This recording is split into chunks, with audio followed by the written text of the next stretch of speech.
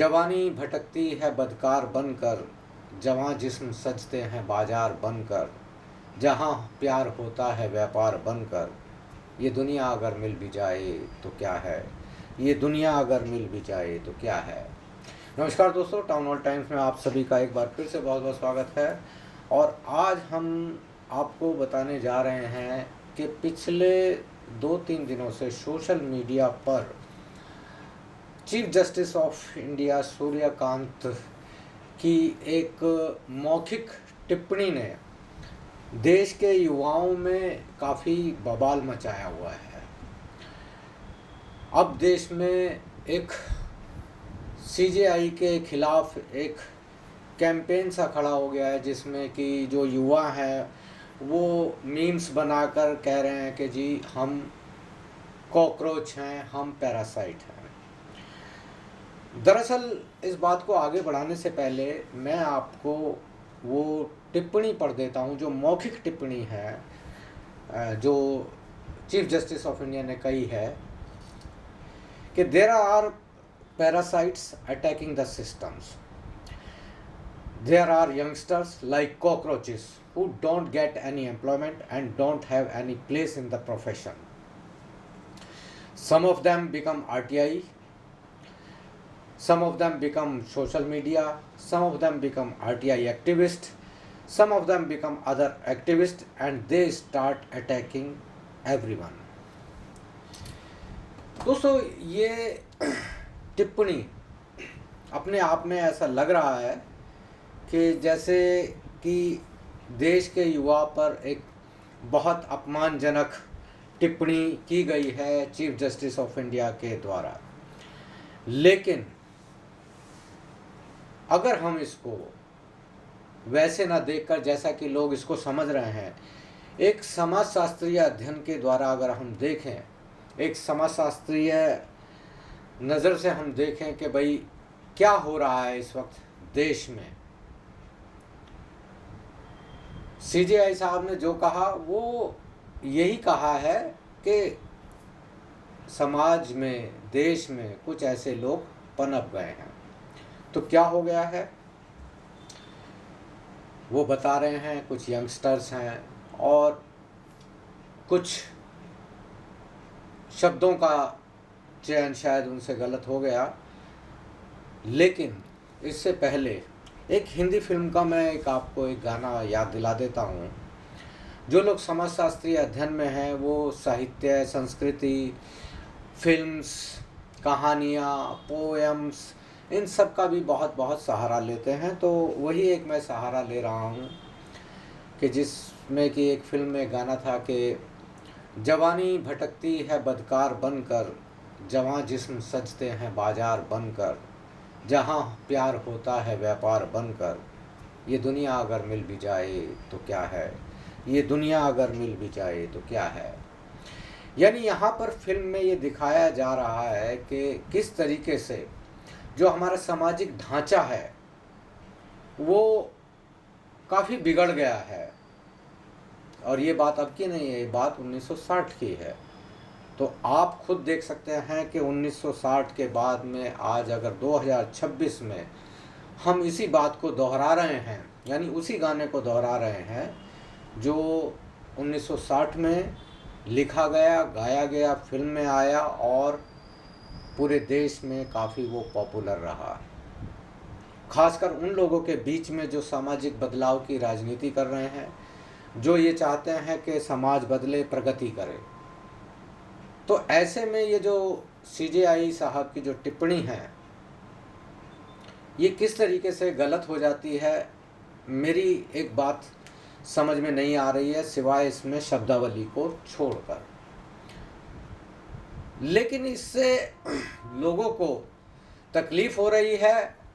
उन्हीं लोगों को, यहाँ सीजेआई साहब को इस बात से भी ज़्यादा तकलीफ होनी चाहिए कि ये जो पैरासाइट्स हैं, ये जो कॉकरोचेस हैं जो समाज में पनप गए हैं, ये दरअसल कैसे आए। क्योंकि हमको इसको समझना पड़ेगा। अगर सीजेआई साहब अगर ये बोल रहे हैं कि जी इस तरह का सिस्टम बन गया है, तो ये बड़ा ही बौद्धिक अध्ययन उनका उनके अवचेतन मन में रहा होगा कि वो किस तरीके से समाज हमारा डेवलप कर गया है। वो कह रहे हैं कि कॉकरोचेस हो गए हैं, पैरासाइट्स हो गए हैं, तो ये हुआ कैसे? हमें इस बात का भी तो अध्ययन करना होगा। हम सीजेआई साहब की टिप्पणी को सिर्फ हम छोड़ देते हैं, अब हम इस पर बात नहीं करेंगे। हम ये कहते हैं कि ये जो पैरासाइट्स हैं, ये जो कॉकरोचेस हैं, यहाँ जो ये यंगस्टर्स हैं, ये पैदा कैसे हो गए? इसमें लगभग 15 करोड़ से ज़्यादा युवा 12वीं से लेकर ग्रेजुएट तक बेरोजगार हैं। ये हैं कॉकरोचेस, ये हैं पैरासाइट्स। बेरोजगार क्यों हैं? क्योंकि हमारी सरकार हमें रोजगार नहीं दे पा रही है, हमारी सरकार फेल हो चुकी है। ये पैरासाइट्स हैं, ये कॉकरोचेस हैं, ये सिस्टम का एक फेलियर है। हमारा सिस्टम फेल हो गया है, हमारी सरकार फेल हो चुकी है। आखिर ये कॉकरोचेस कहाँ से आ गए?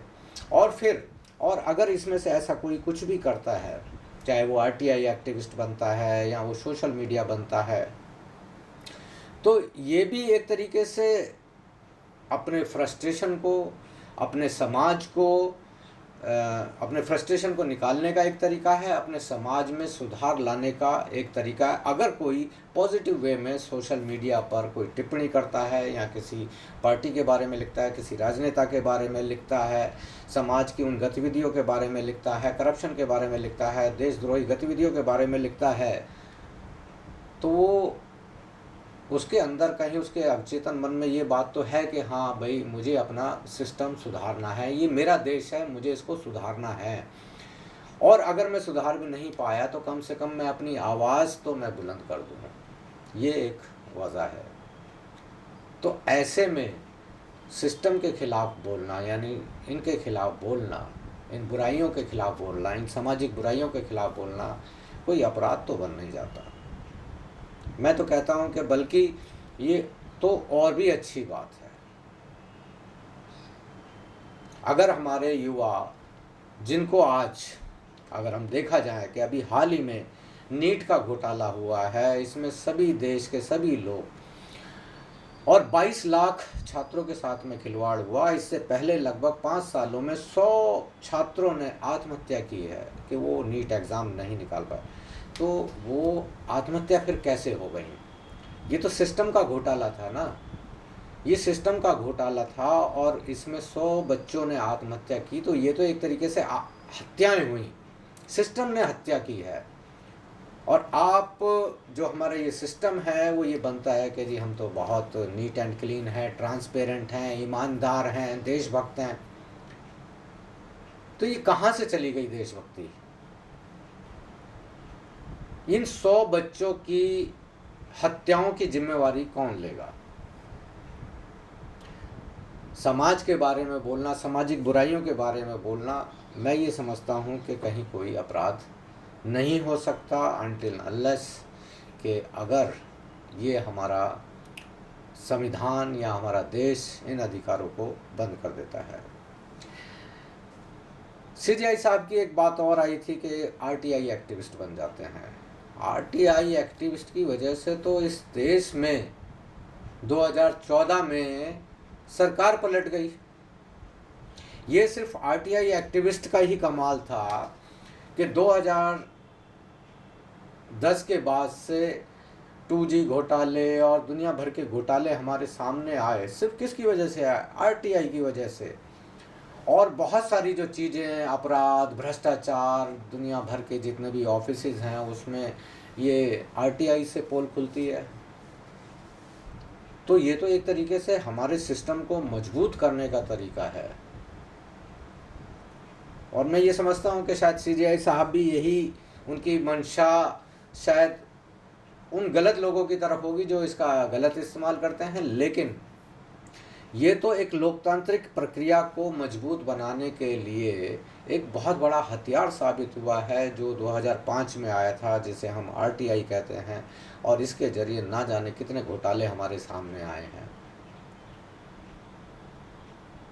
तो आरटीआई को कोई भी व्यक्ति अगर ये कहे कि हाँ जी ये तो गलत है, तो मैं तो इस बात के पक्ष में नहीं हूँ, बल्कि हमें चाहिए कि हम आरटीआई को और भी मजबूत बनाएं।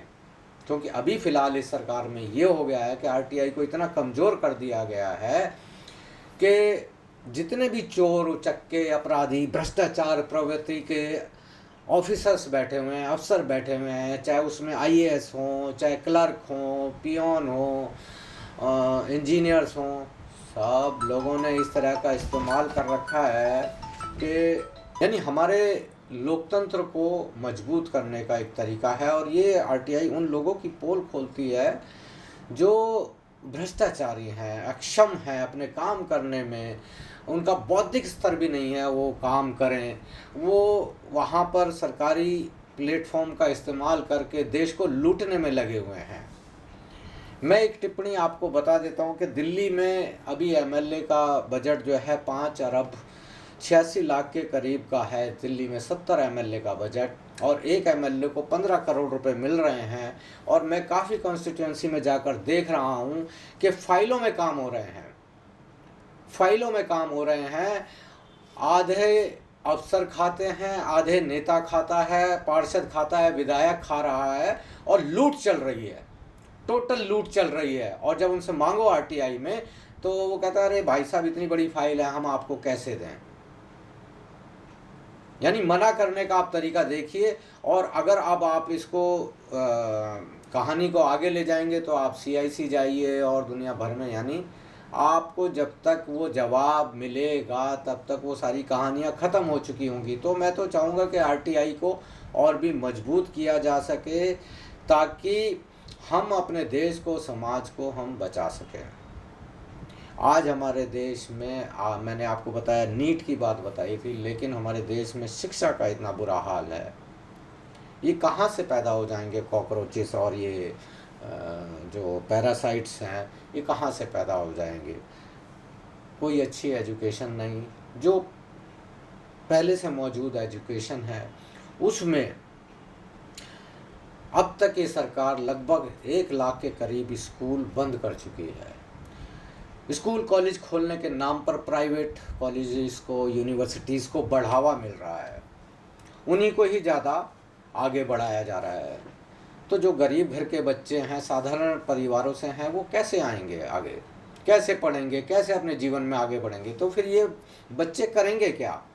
कॉकरोच ही बनेंगे, पैरासाइट्स ही बनेंगे, क्योंकि ये जीवन में सफल नहीं हो पाएंगे बिना शिक्षा के। जब तक इनके पास में अच्छी शिक्षा नहीं होगी, अच्छे रोजगार के साधन नहीं होंगे, तो फिर ये कैसे आगे बढ़ेंगे। तो ये एक बहुत बड़ी बात है। मैं तो ये समझता हूँ कि शायद चाहे हमारे सीजेआई साहब, हमारे ऑनरेबल सीजेआई साहब के मन में, उनके अवचेतन मन में ये इस समस्या से वो ज़रूर ग्रसित रहे होंगे। और हो सकता है कि कहीं कोई शब्दावली का इस्तेमाल शायद गलत हो गया है। मैं तो ये कहूँगा कि ये एक उन्होंने बहुत अच्छा, बल्कि मीडिया को और देश के सभी तमाम लोगों को इस बात पर दोबारा से एक अध्ययन करना चाहिए कि ये आखिर हुआ कैसे है, ये पैरासाइट्स आए कहाँ से हैं। ये सिस्टम का फेलियर है साहब, ये सिस्टम फेल हो चुका है, ये सरकार फेल हो चुकी है। ये किसी ना किसी तरीके से, किसी ना किसी बहाने से लोगों को उलझा कर रखना चाहती है, लोगों को। बल्कि मैं एक चीज़ और इसमें अपने माननीय सीजेआई साहब की तारीफ़ करते हुए मैं ये कहूँगा कि ये उनकी एक पहली टिप्पणी के बारे में ऐसा कुछ नहीं हुआ। विपक्ष मतलब कि जो और दूसरे लोग हैं और जो दूसरी पार्टियां हैं, उन्होंने इससे पहले भी मतलब कि बहुत सारे बातें कही हैं। शायद ये बात ज़्यादा उछल गई है कि उन्होंने एसआईआर पर सुप्रीम कोर्ट के जो रुख की बात कही कि ये पक्षपाती हो रहा है, ठीक है। और इसके अलावा जो दूसरे जो हाई कोर्ट के जजेस हैं, जो उनके कई बार उनकी जो मौखिक टिप्पणी होती है, वो जो एक सामाजिक संदर्भ होते हैं, उनके थोड़ा सा खिलाफ वो चली जाती हैं। हालांकि उनके उस वक्त में क्या एक जिसको कहते हैं कि उस वक्त में एक क्या रहा, एक संदर्भ क्या रहा, कॉन्टेक्स्ट क्या रहा, वो कहाँ कह रहे हैं, क्या कह रहे हैं, ये शायद बात मतलब कि कुछ और होगी। लेकिन ऐसी बहुत सारे हाई कोर्ट्स के जो जजेस हैं उन्होंने इस तरह की टिप्पणी की है। हालांकि खुद सीजेआई साहब ने भी एक बार की थी, मैंने पढ़ा भी था। सीजेआई साहब ने एक पिटिशनर को कहा था कि वो जाकर लुधियाना में स्वेटर बेचें, नहीं तो हम आप पर कॉस्ट लगा देंगे। तो इस तरह की जो चीज़ें हैं कि हाँ, अगर कोई एवं ही उठकर आ गया है और वो सिर्फ और सिर्फ नेम फेम के लिए कर रहा है, तो उस तरह की कोई चीज़ अगर होती है तो ये तो लीगल फ्रेटर्निटी के लोग ज़्यादा बता सकते हैं। या अभी जो एक बात आई थी मेरे ख्याल में कि सीजेआई साहब इस चीज़ को बहुत ही ज़्यादा अच्छे ढंग से उसको व्याख्यात करेंगे कि देश में पीआईएल होनी चाहिए या नहीं होनी चाहिए, क्योंकि पीआईएल भी एक वजह है जिससे कि हमारे देश के संवैधानिक अधिकारों का, देश की समस्याओं का निदान हुआ है। ये एक बहुत बड़ा हथियार बने हैं पीआईएल और आरटीआई हमारे इसमें। तो मैं ये रिक्वेस्ट ही रहेगी मेरी कि भाई इसमें आगे इनको और मजबूत बनाया जाए।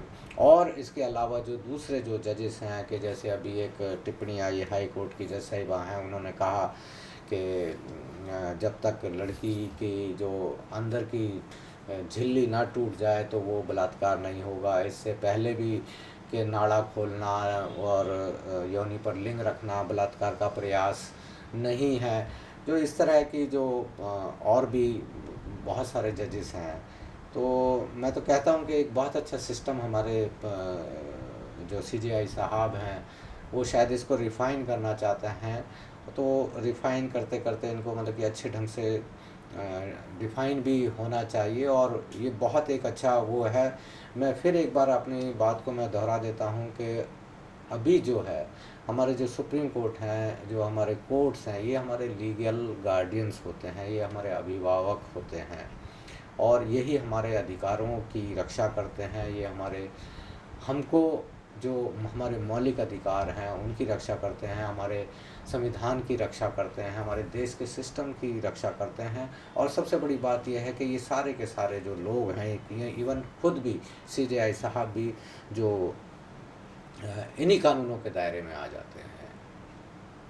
सबसे अच्छी बात यह है कि इस देश के संविधान की, इस देश के सिस्टम की। तो मैं चाहूँगा कि एक बहुत अच्छे तरीके से लोग, जो बाकी लोग हैं, इसको अन्यथा ना लें तो सीजेआई साहब की टिप्पणी को, बल्कि इसका एक समाजशास्त्रीय अध्ययन करें, एक इसका मनोवैज्ञानिक अध्ययन करें और सिस्टम में जो भी समस्याएं हैं कि वो उनको सुलझाने का और उनको समाधान करने का प्रयास करें। बाकी मैं सीजेआई साहब को मैंने एक बहुत ही इम्पोर्टेंट बात मैं इसी वीडियो के माध्यम से कह देता हूँ कि एक बहुत ही अहम बात एक बहुत ही अहम चिट्ठी मैंने सीजेआई साहब को भेजी हुई है। तो अगर वो उस पर कुछ ऑर्डर अगर निकाल दें तो उनकी बड़ी मेहरबानी होगी। मैं ये समझता हूँ कि जो सीजेआई साहब को जो अंतर्मन में जो इस व्यवस्था को देखकर जो उनका जो दुख छलका था, वो शायद मैं आपको बता रहा हूँ कि शायद उससे वो बहुत कम हो जाएगा अगर आप वो मेरी एक बार चिट्ठी देख लेंगे। वो चिट्ठी मैंने इस देश के सिस्टम के बारे में ही लिखा है, ट्रांसपेरेंसी के बारे में ही लिखा है, आप देखिए।